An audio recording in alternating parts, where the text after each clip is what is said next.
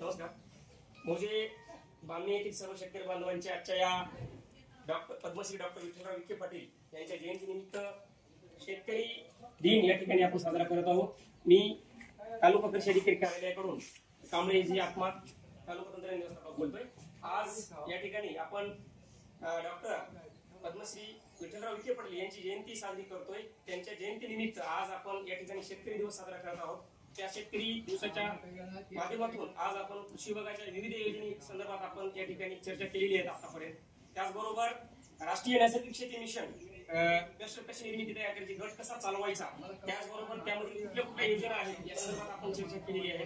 त्यानंतर आता प्रमुखपणे आपलं सोयाबीनचा खरीप सीझन चालू आहे. खरीप हंगामामध्ये मोठ्या प्रमाणामध्ये या गावामध्ये सोयाबीनची लागवड मोठ्या प्रमाणात झालेली आहे. विविध किडींचा प्रादुर्भाव झालेला आहे. आता सध्याला एक मोहीम चालू आहे की बाबा सोयाबीनच्या पिकावरती येलोईल मोजा केवढा पिवळा रोग पडत आहे, त्यांचं नियंत्रण कशा पद्धतीने आपण केलं पाहिजे त्या संदर्भात मी या ठिकाणी तुम्हाला 2 शब्द सांगणार आहे.